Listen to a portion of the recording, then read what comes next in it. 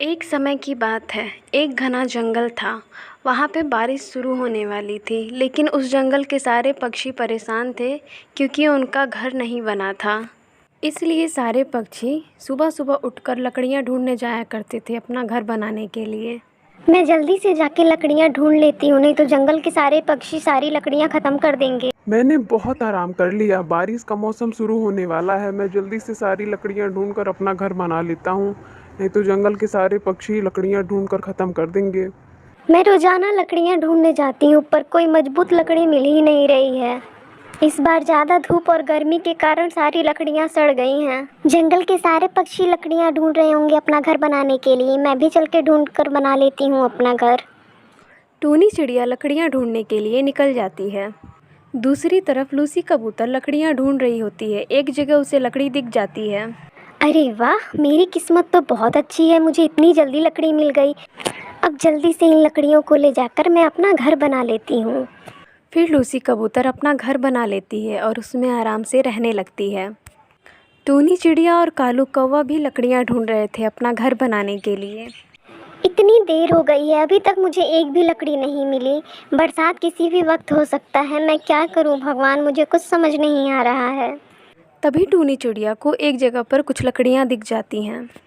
अरे वाह, आज मुझे लकड़ियां मिल ही गई। चलो मैं चलकर अपना जल्दी से घर बना लेती हूँ। इतना कहकर टूनी चिड़िया उन लकड़ियों के पास जाकर बैठ जाती है।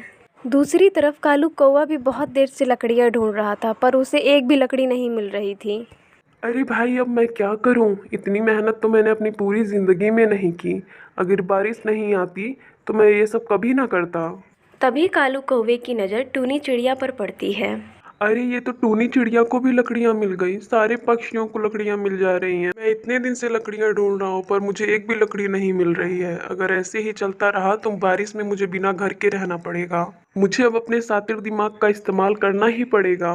तभी कालू कौवा एक शातिर योजना बनाता है। अरे हाँ, मैं ऐसा करता हूँ, टूनी चिड़िया से जाकर लकड़ियाँ छीन लेता हूँ। ज्यादा बोलेगी तो एक आध चोंच मार दूंगा। कालू कौवा उड़ता हुआ टूनी चिड़िया के पास जाकर बैठ जाता है। अरे टूनी चिड़िया, तुम ये क्या कर रही हो? ये लकड़ियां मैंने ढूंढ कर रखी थी, तुम इसे ले जा रही हो। तुम्हें मालूम है ना, चोरी करना पाप है, फिर भी तुम चोरी कर रही हो। अरे कालू कौवे, तुम झूठ क्यों बोल रहे हो? ये लकड़ियाँ मुझे अभी अभी मिली हैं। तुम झूठ मत बोलो। मुझे मालूम है तुम बहुत शातिर हो। तुम्हें लकड़ियाँ नहीं मिल रही हैं, इसलिए तुम मुझे बेवकूफ़ बनाकर ये लकड़ियाँ ले जाना चाहते हो। अच्छा चलो टूनी चिड़िया, अब तुम्हें पता लग गया है तो लाओ, ये लकड़ियां आप मुझे दे दो। नहीं कालू कौवे, मैं तुम्हें ये लकड़ियाँ नहीं दूंगी। अगर तुम लकड़ियां नहीं दोगी तो मुझे जबरदस्ती करना भी आता है, इसलिए मैं अभी प्यार से पेश आ रहा हूँ। चुपचाप से ये लकड़ियां मुझे दे दो।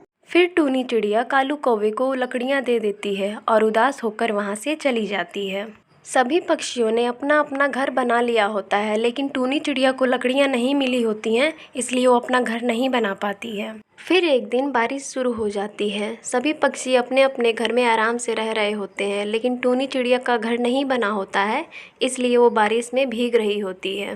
अरे अब मैं क्या करूं? अब तो बारिश शुरू हो गई है। अगर इसी तरह बारिश होती रही तो मेरे बच्चे तो बारिश में भीगकर बीमार हो जाएंगे। मुझे अब कुछ ना कुछ तो सोचना ही पड़ेगा। तभी टूनी की नज़र एक दरख्त पर पड़ती है और वो अपने बच्चों को वहाँ पर ले जाकर रख देती है। उसमें इतनी सी जगह थी कि उसमें सिर्फ उसके बच्चे आ सकते थे। वो बाहर बैठकर भीग रही थी। सुबह बारिश रुक जाती है, लेकिन टूनी चिड़िया की तबीयत बहुत ज़्यादा ख़राब हो जाती है। वो उल्लू वैद्य के पास जाती है, जो कि उल्लू वैद्य कीनू का घर बनाकर उसके अंदर रह रहा था। टूनी चिड़िया, तुम तो बहुत ही ज्यादा बीमार लग रही हो। हाँ हाँ वैद्य जी, मैं बहुत ही ज़्यादा बीमार हूँ, मेरा इलाज कर दीजिए। टूनी चिड़िया, मुझे तो लगता है तुम बारिश में बहुत ज़्यादा भीगी हो, इसलिए तुम्हारी तबीयत खराब हो गई है। क्या तुमने इस बार अपना घर नहीं बनाया था? नहीं उल्लू वैद्य जी, इस बार मुझे लकड़ियाँ नहीं मिली। मैंने बहुत ढूंढी। एक बार लकड़ियाँ मिली भी तो उस कालू कौवे ने शातिर दिमाग से अपने मुझसे लकड़ियाँ छीन ली। तुम एक काम करो टूनी चिड़िया, मेरे पास एक दवा वाला पानी है। तुम किसी भी फल वाले पेड़ में उसे डाल दोगी तो उसमें का एक फल बड़ा हो जाएगा। फिर तुम उसे अंदर से खोखला करके अपना घर बना लेना और उसमें रहना। टूनी चिड़िया वो पानी लेकर चली जाती है। फिर वो एक सेब के पेड़ में ले जाके उसके जड़ में डाल देती है। तभी देखते ही देखते उस पेड़ का एक सेब बहुत ही बड़ा हो जाता है और टूनी चिड़िया उसमें अपना घर बना के रहने लगती है। फिर अगले दिन बहुत तेज़ बारिश शुरू हो जाती है और हवा के कारण सारे पक्षियों का घर उड़ जाता है। लेकिन टूनी चिड़िया अपने घर में आराम से रह रही होती है।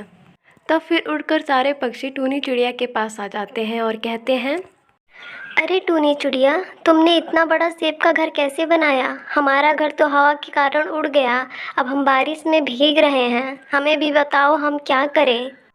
अरे हाँ टूनी चिड़िया, मुझे भी बताओ तुमने ये घर कैसे बनाया, मैं भी बनाऊंगा।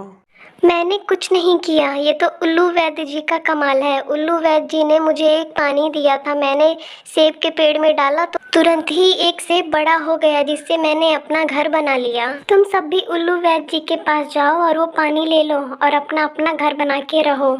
फिर सभी पक्षी उल्लू वैद्य जी के पास आ जाते हैं। अरे उल्लू वैद्य जी, हम सब बारिश में भीग रहे हैं, हम सबका घर बारिश में हवा के कारण उड़ गया है। आपने जो टूनी चिड़िया को दवा वाला पानी दिया है, हमें भी दीजिए, ताकि हम भी अपना घर बना के बारिश से बच सकें और सुरक्षित रहें। ठीक है, मैं तुम लोग को वो पानी दे देता हूँ, लेकिन मैं इस कालू कौवे को वो पानी नहीं दूंगा।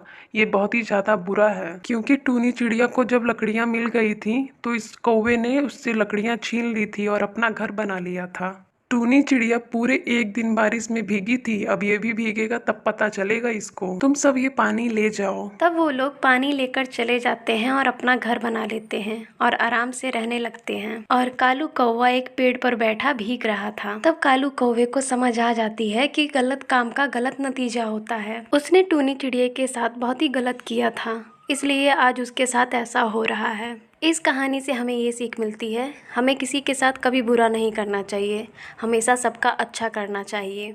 अगर आपको हमारी स्टोरी पसंद आई हो तो हमें कमेंट बॉक्स में ज़रूर बताएं और इसी तरह की कहानियाँ देखने के लिए हमारे चैनल को सब्सक्राइब करें।